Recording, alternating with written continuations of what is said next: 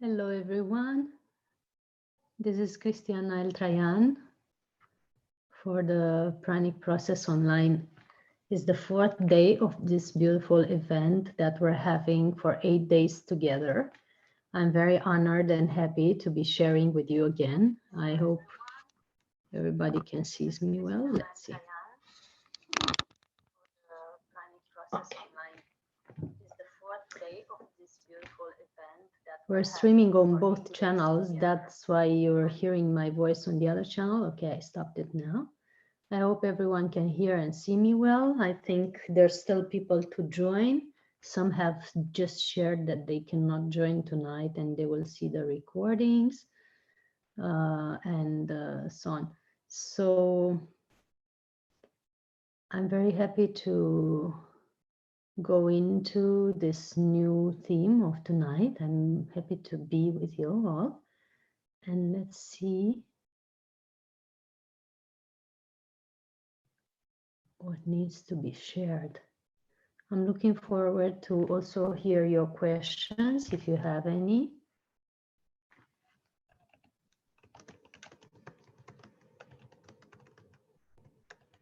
I'm still sending links to some, but very happy to see you join one by one tonight.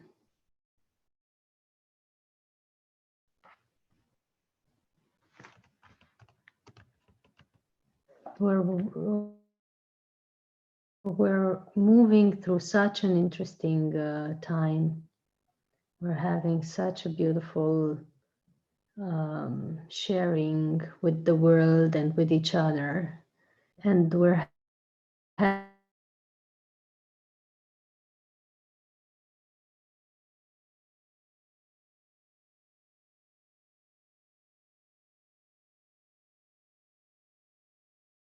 instead of being just the, oh, sorry, something is happening.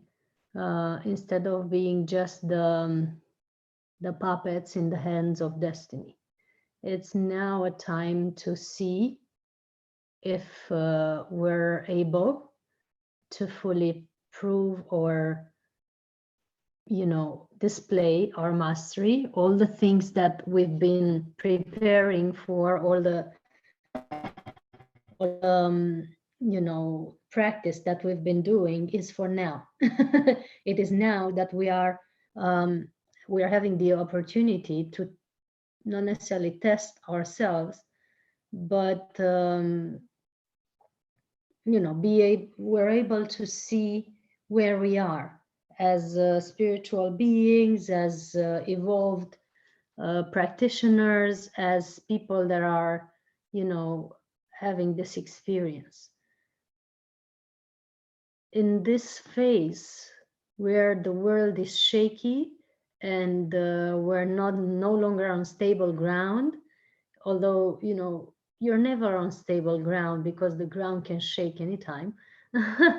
In this time especially, we are proving or demonstrating to ourselves first and to the world around us that the practice works, the spiritual practice works. And right now, especially more than ever, a pranic journey is no longer about how much you're or if you're eating. A pranic journey is about how stable you are, how firm you are in your balance, how strong your heart is, as opposed to the other parts of you that are shaky, and how you can move through difficult or testing situations while staying connected and being able to be in your mastery. This is the time where we show ourselves in our fullness if we did the practice and we have the tools. And this is what the Pranic Process Online is preparing us for, giving the tools for the things that are necessary to be overcome or transmuted now. And like I said, the self mastery is the key. I am looking forward tonight to hear from you and to hear your questions, to know what's interesting for you. What do you want to learn or know? What is the main theme that crosses your mind that maybe you want to ask about? Not necessarily related to the food intake, but is it some emotion? Is it some thought that is recurring that you're not able to move past at the moment? I will give you an example, which was very relevant for me today. I was pretty okay and quite happy and even ecstatic through this time. And this sounds weird to people because everybody thinks we're in a crisis, right? But I was kind of blissing out all the way through these weeks. And most of you who have been in the other Pranic process have seen my attitude. And I was sharing that the numbers aren't true, that what they're saying isn't true, that we shouldn't worry as much as we do, that we should stay centered, that this thing is curable, that the world is supportive, that the people who are centered are going to make it through, all this stuff. Now, not more than a month later, this is all proving to be true, because now reports are coming out showing that the numbers are false and that uh, we've been lied to. News are appearing and things on YouTube, and so what I was saying is proven to be right, and that was just my intuitive guidance. I don't have somebody, upstairs informing me from some um, human source, so to speak. But it was clear to me, and it was obvious what was happening. And that's one of the first aspects, to have discernment and to be able to navigate through a situation with full consciousness. But the only thing that was getting me out of my zen constantly was the fact that I had to worry about being on the streets or being outside in general. It's this law here, and probably in your countries too, that imposes that we should stay inside and we have to justify ourselves for even going to the market and walking around the block and so on. For me, that was too much. I mean, yes, okay, we have to close the airports because maybe this is going to control the situation, which it doesn't, but people hoped, and they tried to find solution. Yes, maybe we have to stay in our own cities. That doesn't help either, but let's try to make a rule. But the thing with people being stopped on the street and fined, receiving a fine of 500 euros just for being there without a paper was clearly pissing me off, and especially if it was for me to justify myself, because I really like freedom. And always I had this constricted field while I was walking outside, and walking outside is one of the things I like best in this life, but always I was constricted and contracting every time I turned a corner, thinking that what if I will be stopped, and what if what if my papers aren't right? So it didn't feel like freedom at all, and that was the one thing that was very strongly pressuring me. And up until today, when finally, as I went to the city again, because I live in the mountains and you don't find many things here, you have to go to the city to resolve the main things. I was going to the city again, and I was having this permanent constriction that would just kill my joy, or my fun of being in the city and walking on the streets and all the things I liked. And every time I turned a corner, I would see police and police filters and things everywhere that were looking like pressure, for me. And I was just, after I did my errands and everything, I was just preparing to get back home. And I had this thought that what if I go through my favorite shop and pick up my favorite oil for the skin? Um, and something was constricting a little bit, but I was still feeling to do it. And I couldn't figure out what the contraction was about. So I, I was in between going and not going, but then I felt like, okay, you should go. So I decided to not take my car and walk to the shop. It was 7 minutes away. And I felt I was going to meet the police. So I said, okay, maybe I won't. And I kept walking. But Mm, as soon as I called the shop to see if they're open, I understood what the contraction was about because the shop was closed. And as soon as I shut off my phone, the police called me in and they wanted to check on me.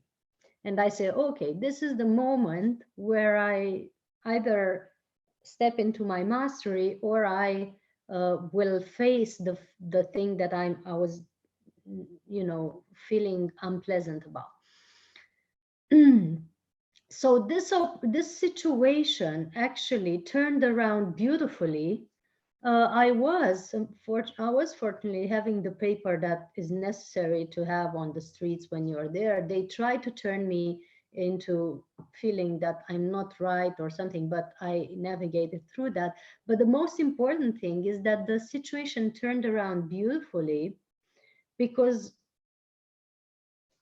while I was diving into that emotion of feeling not free and of feeling that maybe I'm not okay to be there, or I shouldn't be there, or I'm doing something wrong for being there, all these emotions that most of the people are feeling these days. It was not my emotions, it was a collective pressure that I was experiencing and working with.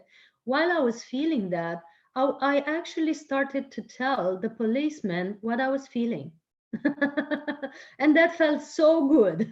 So while I was handing him my papers and while I was, doing all the stuff that he was requesting, I was also sharing, giving out to him what I'm experiencing and what he makes me feel and how it feels to be in that process. And it was so liberating for me. It was so he ended up apologizing and asking for understanding that they have to do this because this is the law and they have a lot of pressure themselves because everybody is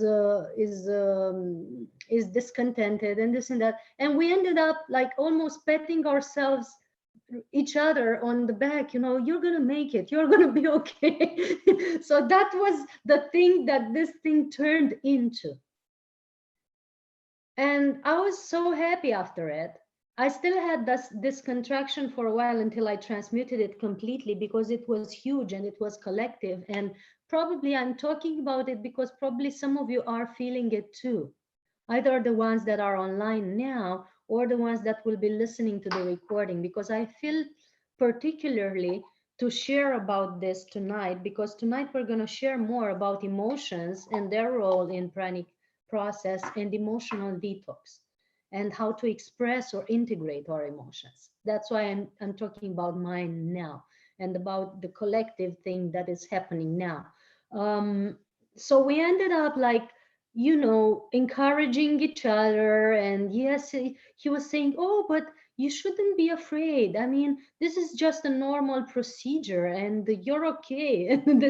And I was like, oh, yes. And I totally understand you because you're just doing your job and this and that. And his colleague, who was a woman, was also giving out to me, sharing how bad their life is with everybody being discontented.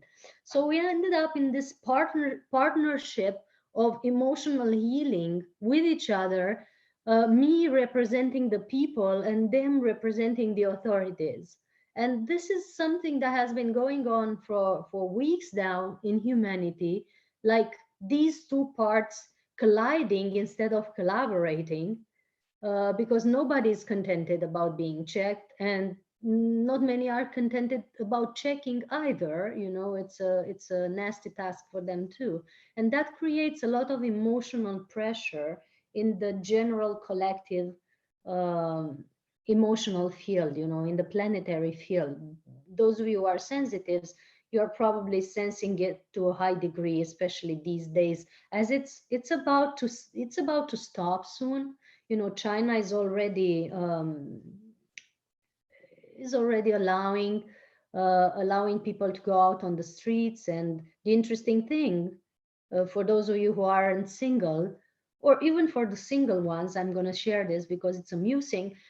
The first thing that happened in China after they allowed people to go out is they all rushed in the divorce hall to file a divorce, and they had to actually schedule for multiple days the divorce queue that was there. And because they couldn't really cope with the large amount of people deciding to get out of their relationships, which is another emotional wave that we're dealing with at the collective level.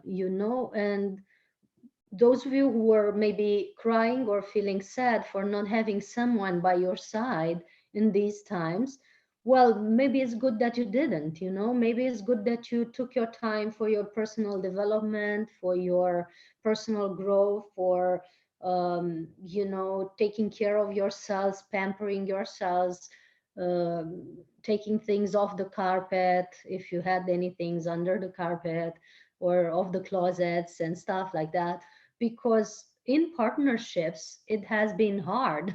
This time wasn't easy. And even yesterday or the days before, I was talking at the Pranic summit, at the Pranic festival, um, live with one of the breatharians, and he was sharing that being a breatharian or a Pranic person and being in a couple these days, especially these times with a person that is not on a pranic path, it's really, really challenging.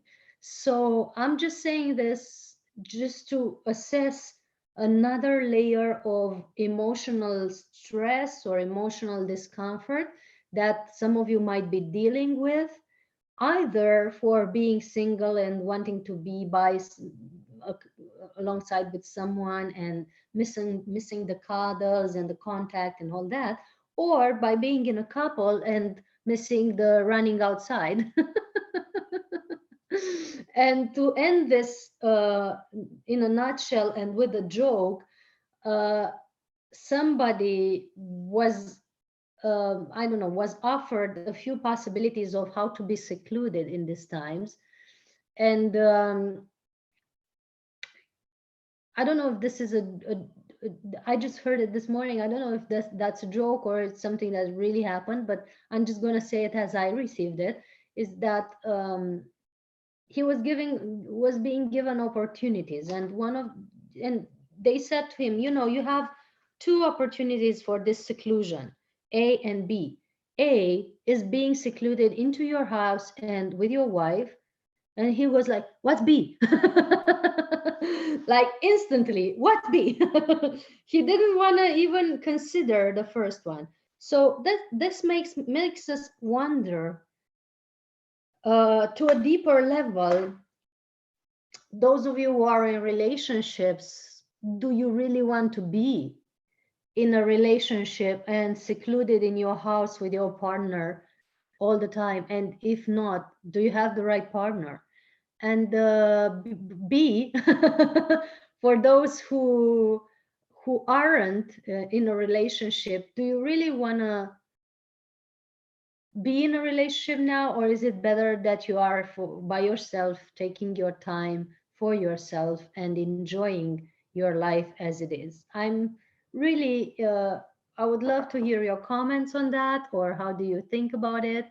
For me, everything is as it is, but I just spoke about those things because I know that they are important to some, and some are resonating with it, and some of you have been questioning your status, and that at the emotional level, just this can add or detract, from the pranic intake that you have. Because if you're doing the breath test that we were recommending, which is, assessing your breath or checking with your breath how things are, and if something is true or not and stuff like that.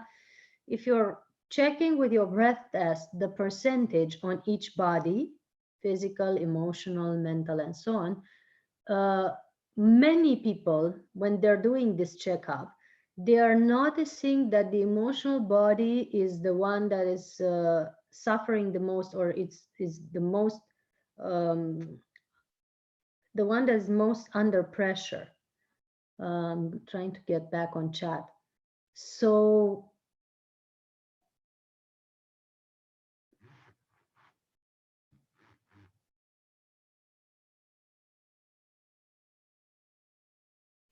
no, it's not.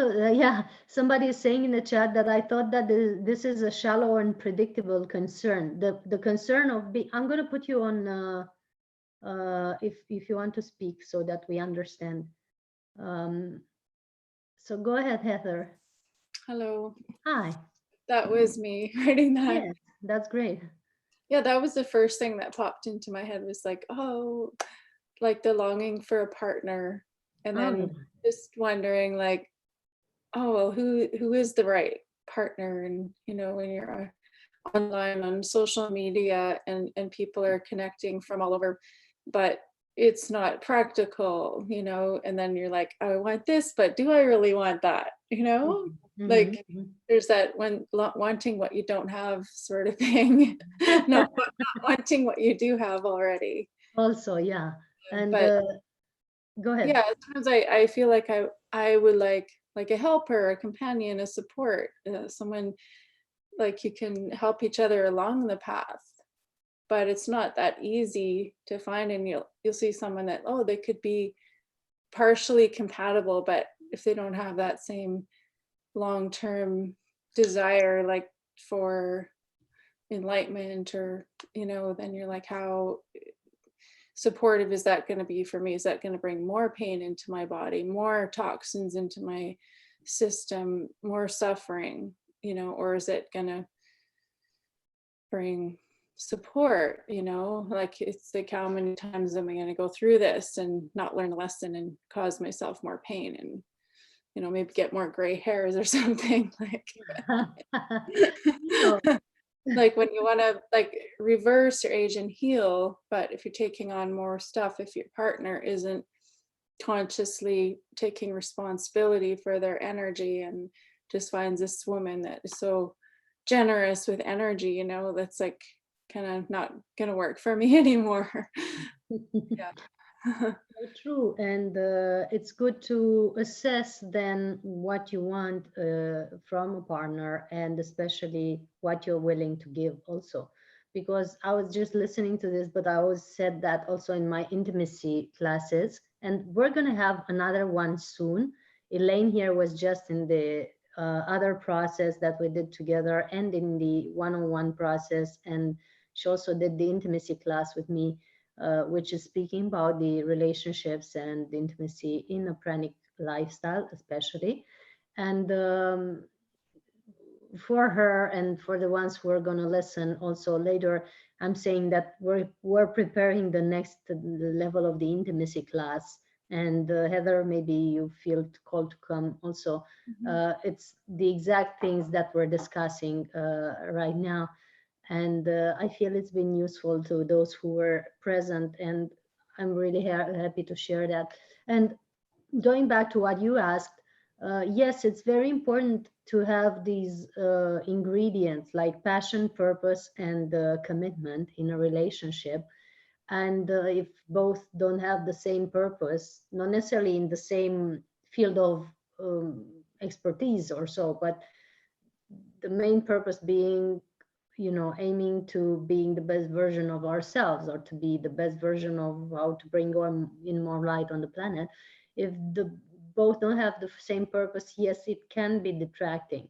And but also, when we enter in a relationship, and especially on a pranic path, it's good not only to look at, and most people are entering with the question of what the partner is going to bring me. And yes, I'm looking for someone to help me, I'm looking for someone to support, and and this and that, and if it's going to bring more sorrow or more joy. But what am I bringing? That's one of the most important or very important questions as well. What am I bringing to the table in a relationship or at the emotional level? And what am I willing to bring on a table is attracting, normally is attracting the partner that resonates with that type of offer, you know? So Yeah, true. always, That's very true. always it's about, and this is something I've written many years ago, and it's in a book called Get Seduced by Your Own Life. I've forgotten I've written it. I was just reminded now that that chapter is called What Do You Put on Your Shelf? And it's mainly saying that what it's like, looking for a relationship is like opening a shop. You open a shop. I know it sounds weird, but it's kind of true, because it's not about what clients do when they enter a shop, or what type of clients do I want, and this and that. The main thing is what is in my shop. What is on the shelves, what are the products that are displayed there, because that's going to attract a certain type of clients as opposed to another type of clients. If you open a if you open you know pharmacy, people are going to come looking for medicine. If you're open organic shop, people are going to come looking for bio products. If you're opening a shoe shop, nobody's going to come in and ask for bio products, because there is shoes. So you're going to attract people that are looking for new shoes, or to replace the old shoes, and so on. So what you're putting on your shelves is attracting the right people, or the type of people that are resonating with your shelves. And that goes for the relationships too, because what are you prepared to offer is, by the law of resonance, attracting the people that there are resonating with that, and with that which you ultimately are. And not only what are you prepared to offer, but what are you ready to be, what are you being, essentially, is attracting the certain type of people that are resonating with that vibration. And if you've done your work and you're aligned and you're emotionally healthy, of course you're attracting the people that are on that bandwidth to some degree. And if they're not, you can level with that in a way that is not hurtful for you.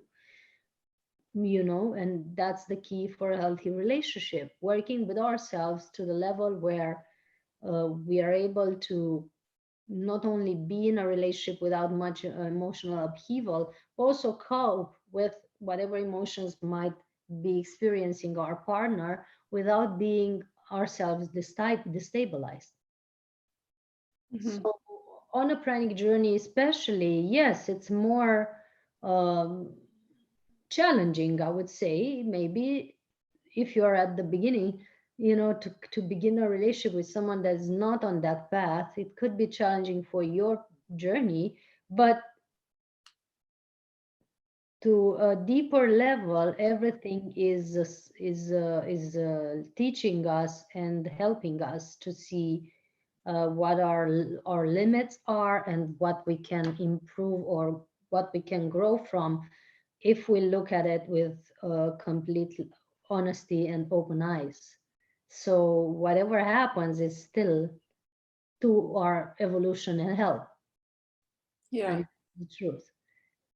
So shying away from having the experience, whatever that is like blocking an area of our evolution. And that comes from a person who has been in brahmacharya for a long time. And I was going on the one side, I was going on this path because I wanted to also be autonomous and be able to have both, the red tantra and the red and white tantra. I mean, the solo practice and the duo practice, and be autonomous in both. But on a certain level, what I felt was that I was also shying away from entering another experience for maybe 2 years or 1 year and a half. And thus, Brahmacharya helped me to keep on the path of being single and not looking for somebody else. And when I chose to end that experience of being brahmacharya, it never ends, because once a brahmacharya, always a brahmacharya, and so, to some degree.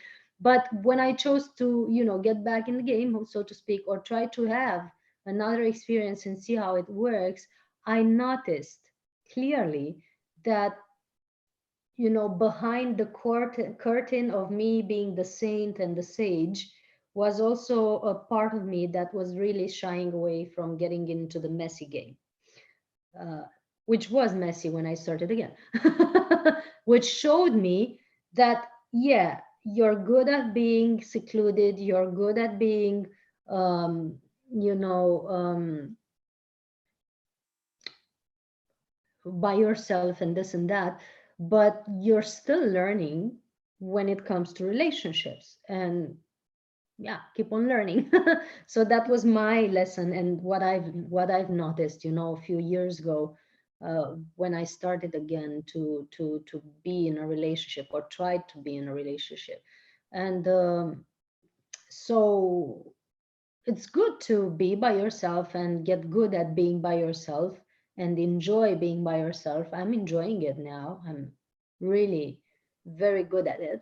But on the other side, it's also good to be good in a relationship, so that you have both, and so that you have freedom. In any aspect of this life, I like freedom best, beyond the all the other badges. The badge of being Pranic, the badge of being Tantric, the badge of being Brahmacharya, the badge of being this, the badge of being that. The the things that I like the best is freedom, above and beyond everything. And from freedom I choose.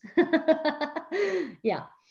So I was sensing that this is going to be a topic of tonight, and especially emotional detox. And with relationships, yes, it can get messy at the emotional level, but it also teaches us mastery. It teaches us mastery, and the very judgment that this is shallow tells us that a part of us is not considering it to be an aspect of our lives, a worthy uh, uh, of attention aspect of our lives. Like, this doesn't matter. And many on the pranic path are considering the duo practice, or the practice of being with a partner, um, as being unimportant, or sexuality and partnership in general, and this and that is being considered to some as non-spiritual, which is a big judgment, of course, because if you look at a flower, how simple it grows from the ground, it has the most spiritual, it has the deepest spiritual practice that could ever be. It's the practice of being natural. Or if you look at the dog, how he rolls on a meadow on one side and then on the other, and being happy and being careless and not thinking about how his body looks when he rolls. And, having his tail hanging on one side and his foot hanging on the other side and his tongue sticking out like this, you know, he never wonders, should I be doing it more delicate? Am I appreciable enough while I'm rolling here in happiness? No, he doesn't care. He just loves it. And that's the deepest spiritual practice right there, which we might consider shallow or unworthy of our attention. Same in relationships or in sexuality, where hopefully our most natural in our basic nature, that is being taught in certain schools, in certain spiritual tradition, to be shallow. Well, it isn't, because if you look at life and you assess all the areas that could trash you down, really bring you into deep and profound suffering, relationship is one of them. And that brings us to the importance of it. Because whatever can break you to pieces is one of the most important thing in your life. And that thing for you is not shallow at all, because I'm not talking for you specifically, but for everyone. That thing that could break you to pieces is the most important thing that you achieve your mastery in. End of story. That just came out like right now. And I hope it's been useful. Let me unmute you. Uh, I'm muting people so that when it's background noise in the room, like somebody coming in or stuff like that, it doesn't interrupt the talk. So in case you wanted to add something, I just unmuted you now. Yeah, thank you. Well, that did resonate because, you know, I have been broken, completely shattered. So there's still that resonance of the hurt from that, Mm-hmm. you know. So Mm-hmm. yeah, I've had a family and raised children and all that. Okay, I know the love hurts, you know. Yeah. And you know, they're deep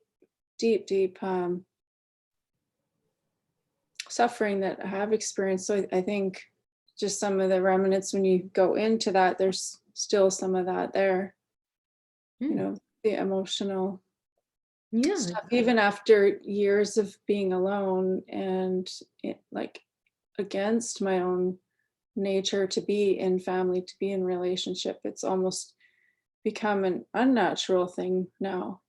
Mm-hmm. Yeah. So it's like almost a reaction to Yeah, that. because we move to phases, through phases in general, and we go into stage one, stage two, stage three in life, and so on. And in stage one, you might be a family person. In stage two, you might be a mom. In stage three, you might be a powerful businesswoman or man, and that in the other stages for the masculine viewers. And in stage four, you could be a celibate for a while, someone who goes deeper into to their journey, and goes deeper into what they need to assess in this life. And that's part of the pranic journey, and not denying that, as well as not denying the couple or the relationships in general, is being in pranic consciousness, like allowing everything in all layers and levels, and also working on the healing, like not ignoring. Like you said, suffering is there. Well, if it's there, then assess it, because that's the very thing, the thing that you feel and perceive in general. For all of us, I'm going to go more general now so that the other ones don't feel neglected. In general, whatever you feel is there that is still causing you discomfort and contraction, go into it and go heal it. Like, don't let it linger, don't let it grow bigger, don't try to shove it somewhere, don't try to cover it with something else. Don't, pretend that you're not having it, because that's the biggest gift, and that's a big resource of energy, that's a big fuel, for you to have. And it's really important that you assess it, and that you go with it and dive into it and see what the gift at the other side of the rainbow is. If you ignore it, and or wait, wait till you'll get into it, it does not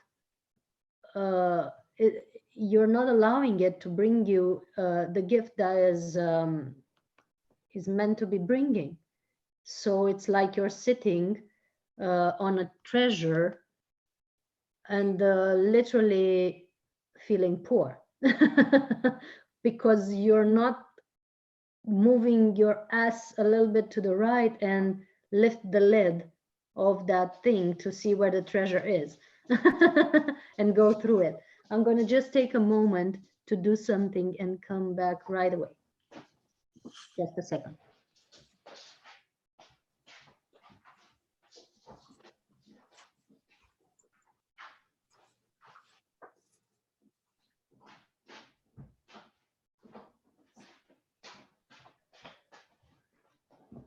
So for the, sorry, the camera's off. So for the pranic flow, for prana to be able to circulate through us in its best way, we need to remove the blockages wherever they are.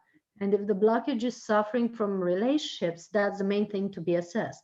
If the blockage is fear of, I don't know, losing money, that's the main things to be assessed. If the blockage is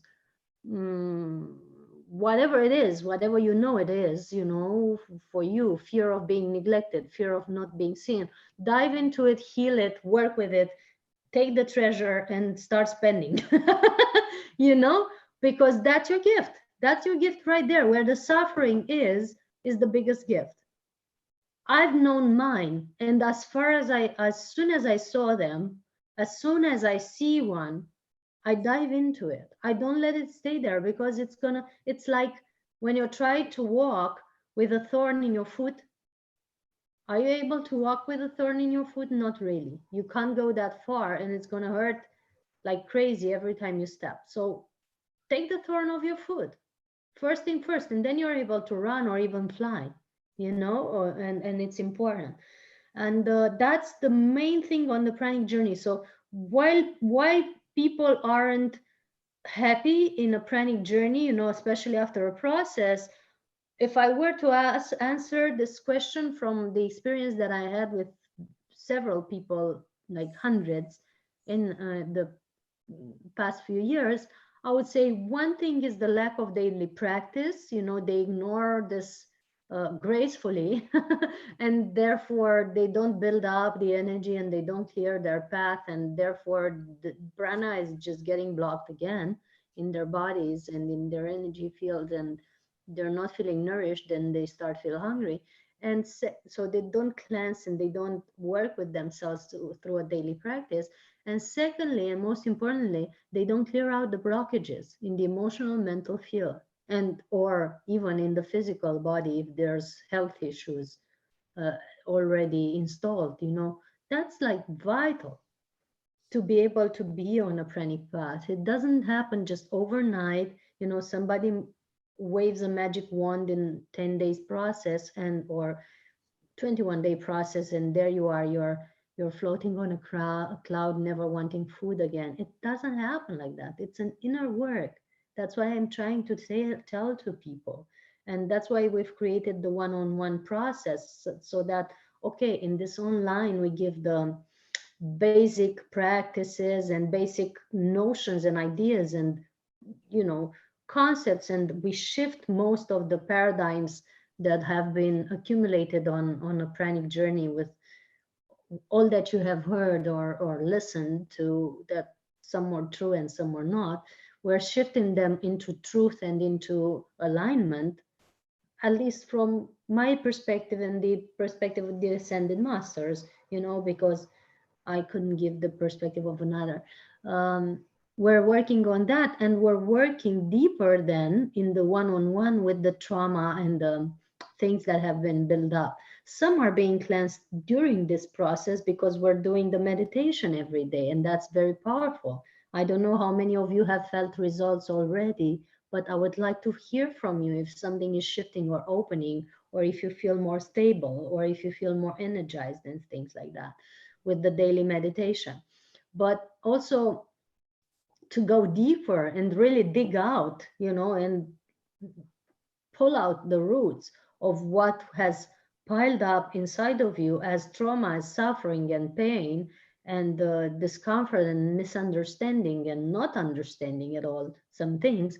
That's the most valuable thing on a pranic journey. And yes, you can do it by yourself, of course, and to be aware at all moments and to be conscious of everything that's moving through you would eventually take you out of that um, situation. But if you get help, I mean, I like to get help and I like to ask for help and I like to receive the help. And that's how I function. So I work on myself diligently every day, and things come out and I assess them and I address them because I don't like them to be piling up. But when I'm feeling something is recurring and I don't get to the end of it, because sometimes you cannot, most of the times, you cannot resolve a problem from the same level of consciousness that has been created, then I call in a witness or I call in a helper, a therapist friend who can help me or assist me into this healing. And through this month of finally being at home for more than 3 days, I've been doing a lot of that myself. I've been doing a lot of cleansing and detox for myself at the physical and emotional level, and a lot of learning and a lot of joining other classes and working with therapists because I need help too, to get better in this version of mine and to evolve from whenever we are. We can evolve even further. Even if you're getting to the angelic level and you're being an angel, you're no longer a person, even at their level, they can evolve too. So I would never stop. And I highly recommend for people that want to be on a praying journey, dig into the treasure that is your emotional field and your emotional trauma, and dig it out and turn it into gold, and then start spending or start enjoying, I mean. Another thing that I feel to address tonight, and I feel it's important because this is something that is going in the fields for a long time and especially now. So tonight we're going into the nasty things, or not the nasty, but the nitty gritty, how to say. Uh, that can be nasty sometimes. A thing that I feel to address that is in the fields for quite a long time now, especially with this situation on the planet, is that what I've noticed now with people is a, not only the buildup of not feeling free because they're secluded and they're confined, but also the feeling of not feeling wealthy or feeling poor or feeling impoverished or feeling on the verge of getting poor if they're not, and that's something that's being picked up from the collective. To some it's not yours. I hope you acknowledge that. And I've met people, during the past 2 weeks when it's gotten, a bit worse on the planet and people started losing their jobs. I think it's 2 weeks or 3 weeks. I don't count time because time eludes me most of the days.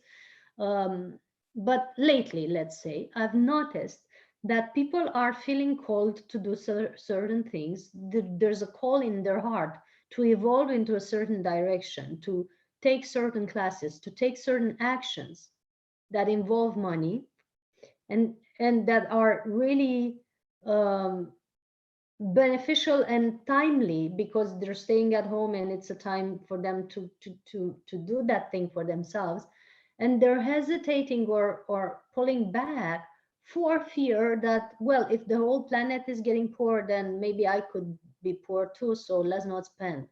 And that's blocking the whole energy that is meant to push you further in the evolution towards what you're meant to become out of this period of time.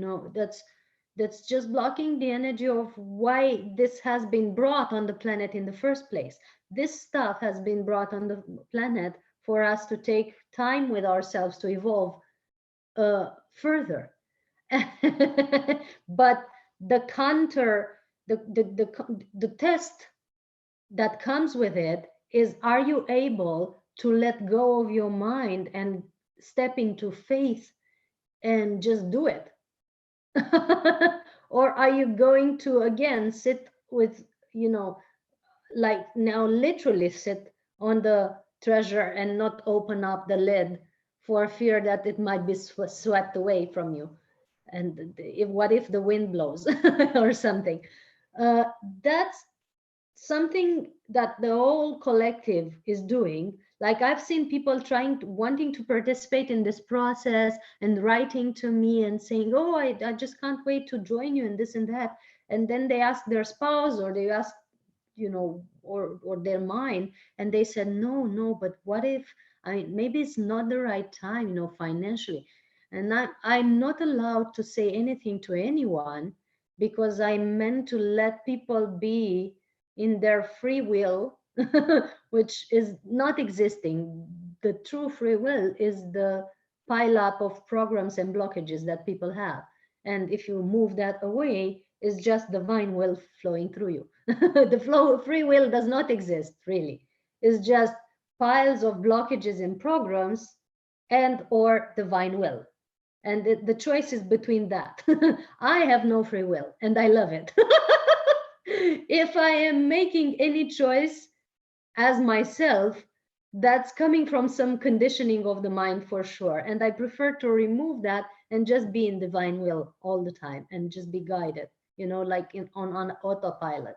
And in that, I've been tested a gazillion of times, to the point where, especially in my spiritual evolution, like one day, some years ago, that was happening constantly. One day I wouldn't even have the money to pay the rent the next day, and the next day I would fly to Mexico to have a retreat that would cost me $4,000 in total. But it was being an essential leap in my evolution, you know, like joining the Embassy of Peace with Jasmine, becoming a peace ambassador, or joining the Resonance Academy and holding a conference in a scientific gathering. You know, all this stuff that has been for me always a leap of faith, because almost always I was having to get the money last minute to do it. So I wasn't sitting on the pile and fearing that I'm going to lose it if I'm starting. I was having no pile to sit on. And still I would do it because I felt that was the right move and the right thing on my evolution. And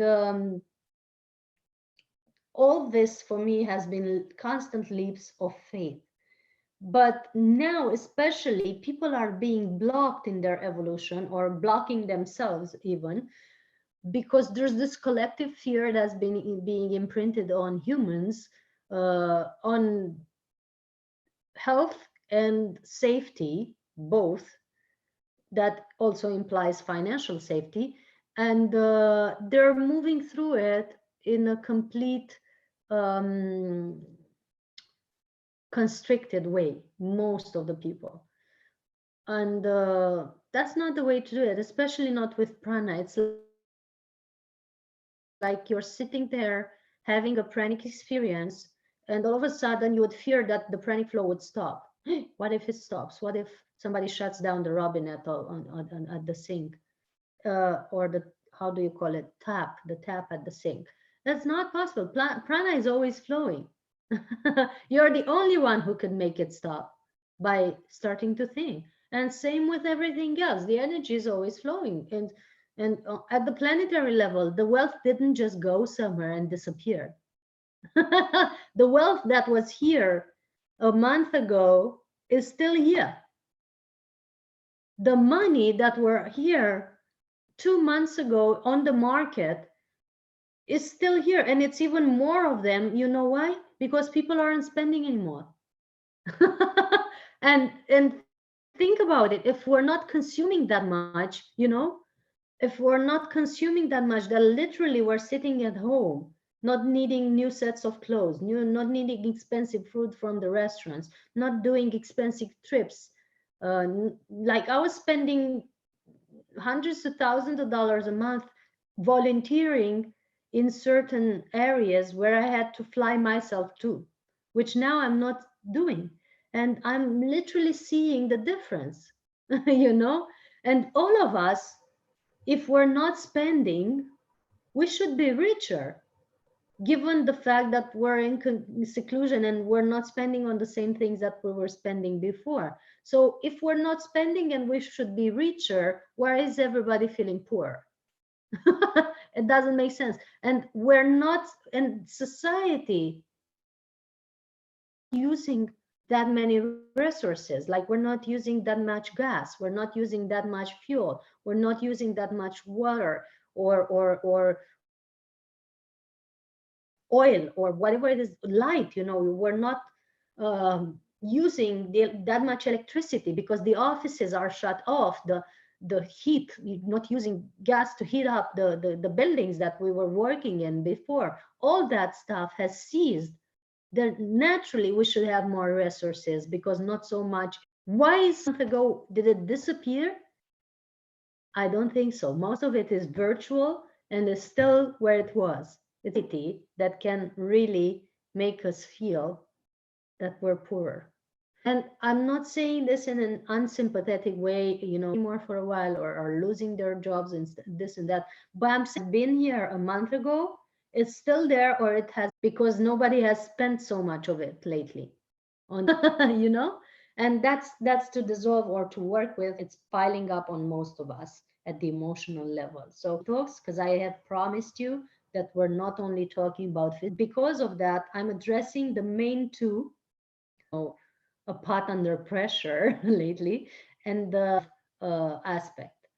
And these two things are because you can be as pranic as you want, but if your partner destabilized for a while, or if to handle a relationship and stay on prana and be in balance. Let's see what comments do we have. At the collective level, because collectively, relating to a person in particular, days people are going back and forth on all levels, not only with need. Like today I was in a shop. I was do this to just move into a new vibe, otherwise it's just planetary work. So, and buying something, and to one product, because she said, no, in this crisis we're not making products of this price or something like that. But it was not something expensive, and I felt, energetically, it was not something she couldn't afford because she had just taken out the money for it. And it was something she needed or liked, but she had this program that is imprinted at the general level, at the general planetary level, that no, now we should refrain ourselves. And to dissolve that from as much as possible, at least from our fields, I'm saying refraining sucks. Refraining is blocking the energy. Refraining is not letting the prana flow. Refraining is not trusting divinity. Refraining is blockage. And we don't want to go there. So let's let go and let flow and let be harmoniously, and let's trust divinity, and let's find new resources to make ourselves great again from where we are, wherever we are. And let's allow and receive and let flow, and it is done, and so it is. That felt good to say. I hope you felt it. It was like almost like it's programming that I do with voice and sound and words, and it's working most of the times for most of the people. So everybody normally feels it when I say it. And that's especially now for the collective as well, because it's also Earth's Day. So since it's Earth's Day today, let's do some work on the earth as well. I mean, since we're here and we've gathered and we have nothing else to do, and we're powerful, luminous people, we could do some work on the planet and make ourselves useful. So that's why I was reading through and speaking about the collective craziness that's going on. I'm going to give myself some water just because my neck always feels dry from over speaking these days, and I'm coming back in a sec. If you have questions or comments, just feel free to type.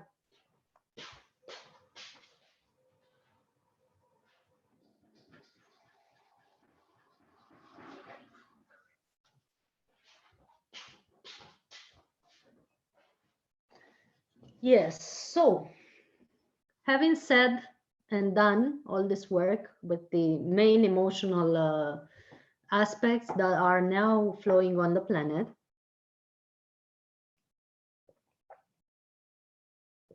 because these are the general things that mostly touch each one of us. And then there's more specific ones that we can address in the one-on-one, or if somebody has a question or a specific thing to add on to what we discussed today, we can also address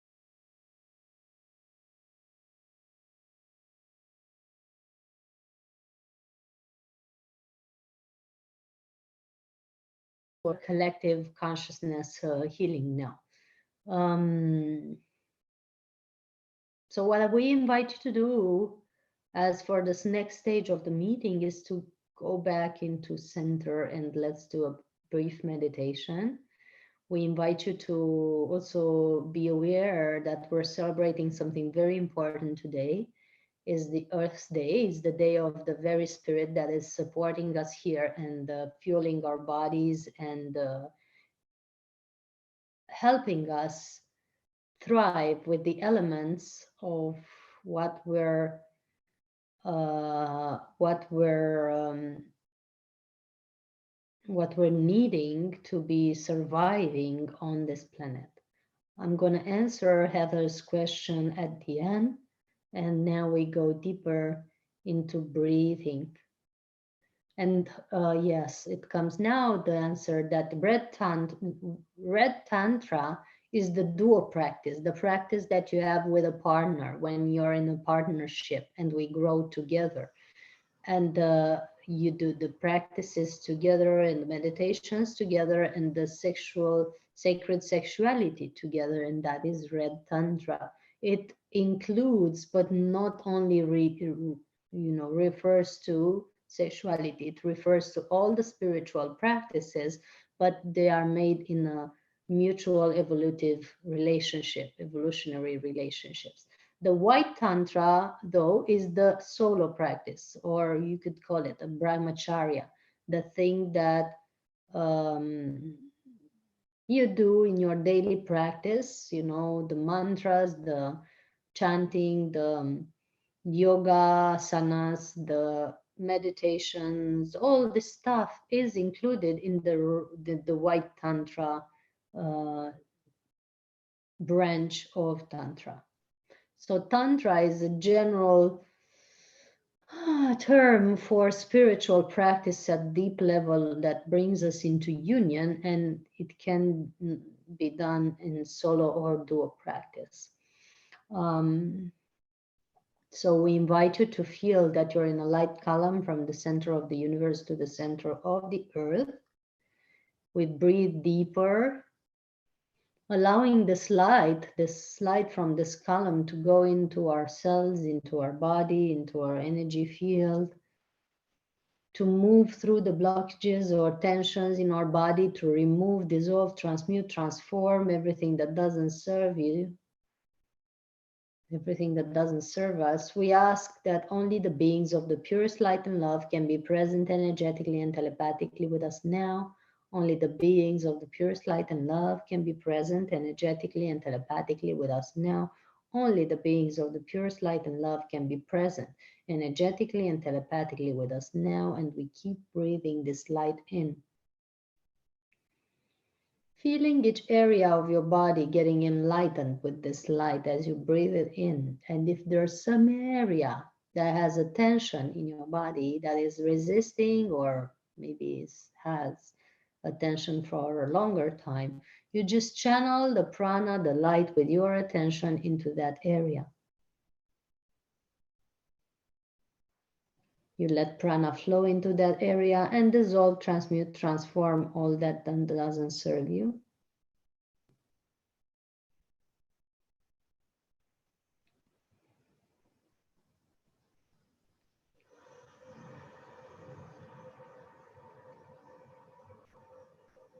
Feel as you release that the column of light that's around you is pre-programmed to absorb and dissolve everything that is in your auric field that's not necessary for you. And deep breath in, you allow your breath to go into your abdomen as well. Deep breath in all the way through your abdomen. Deep breath out, release everything that is tension in your body. Every thought form dissolves like a cloud above your head. Big deep breath in.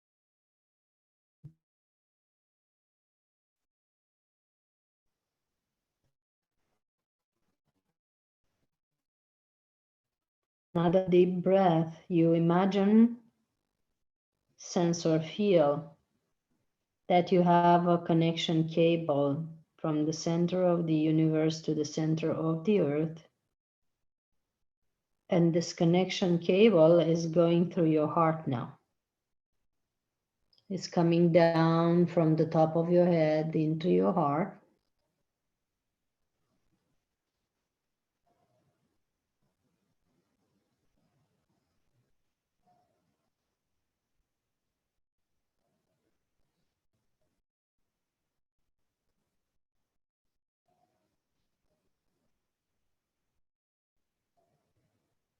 And you see your heart expanding.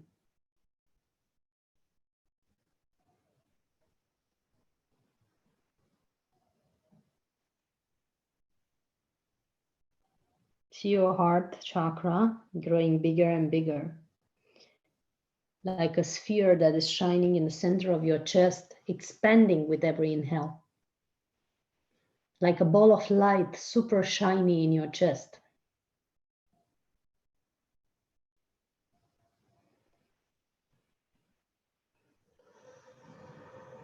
Feel it shining out into your chest.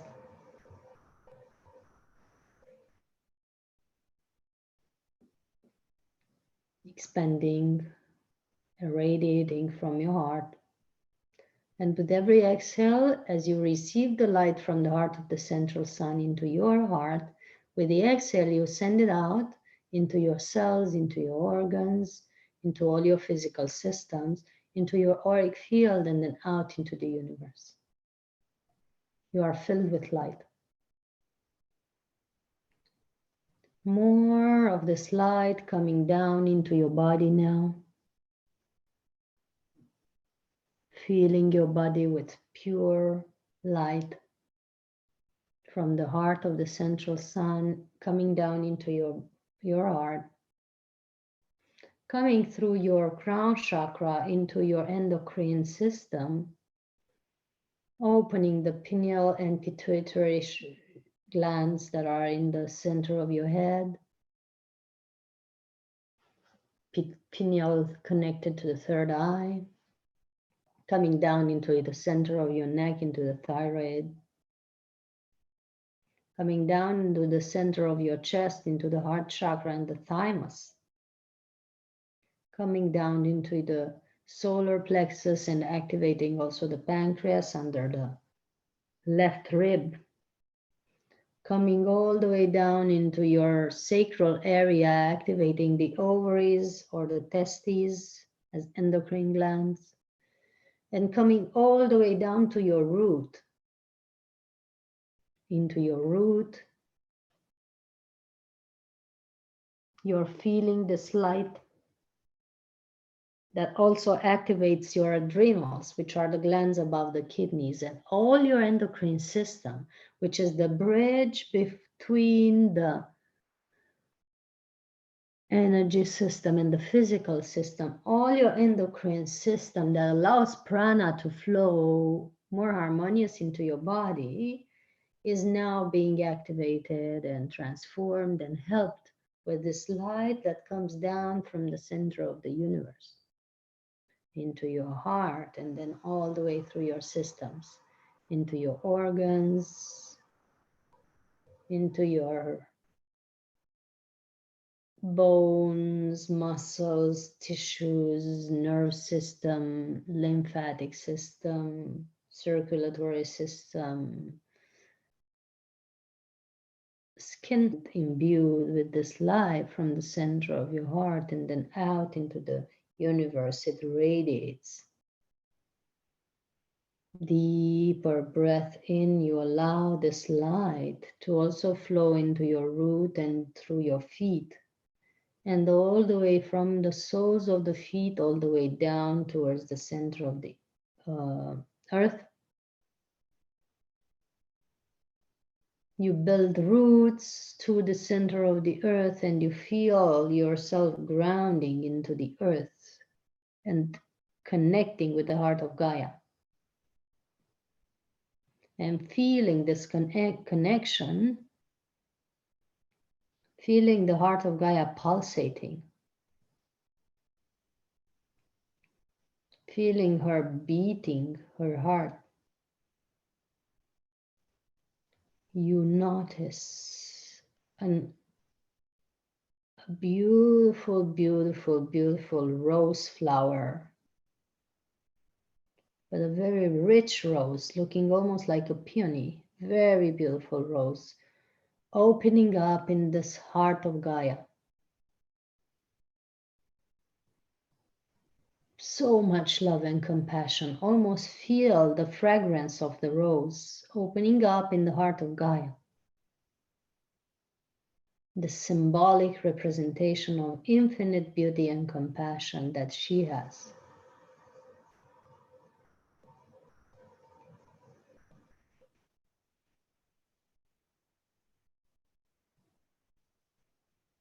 Open this rose even bigger as you connect to the heart of Gaia and send love to her from the center of the sun, through your heart sun into the heart of Gaia, which is also a sun.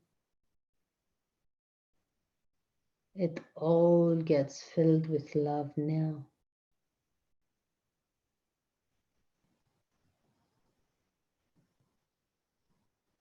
We feel Gaia's embrace and her love sending back up to us.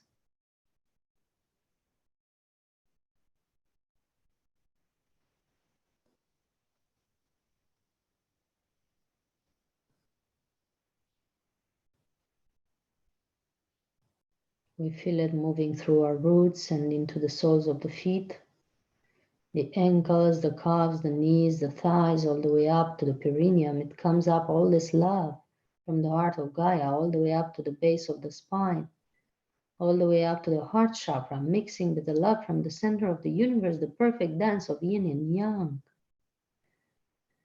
And we relax into it as we finally see it come through.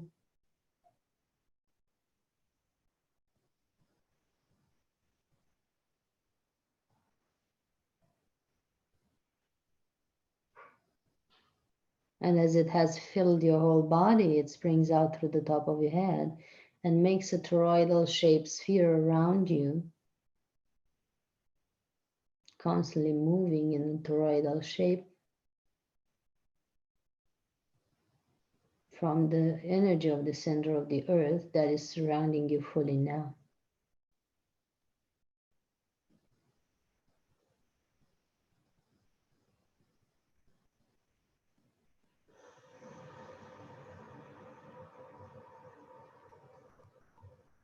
And as it's fully surrounding you,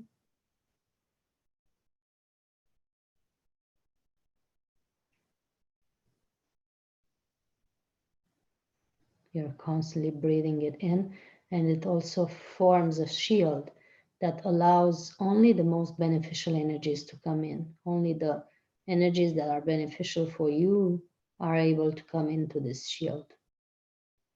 It keeps out the radiations, the bad thought forms, the Wi-Fi, everything that doesn't serve you, and it just keeps in the beneficial stuff.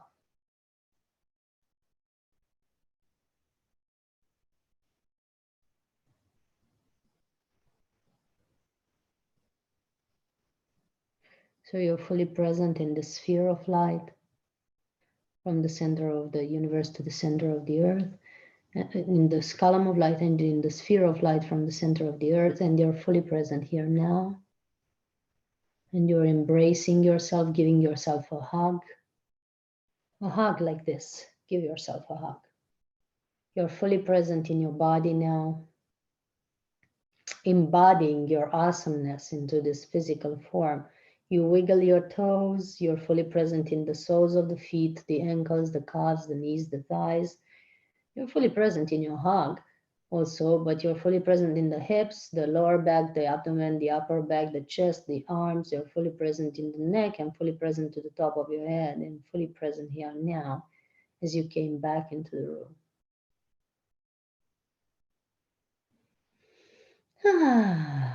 And with this, we give you a big hug as well, like this. And thank you, Elaine, for being here and for being again with us. And it's been great having you with us again, of course. I have unmuted you, hopefully, yes. And thanks, everyone, for watching. If you're watching at home after the live transmission. And I love you all and see you tomorrow at 8 p.m. Tomorrow at the Pranic Festival online, we have a magician uh, whose name is David Lyon around 7 p.m. So keep an eye on your transmission page so that you can see that. Big hugs to all. See you tomorrow. Bye-bye. Namaste.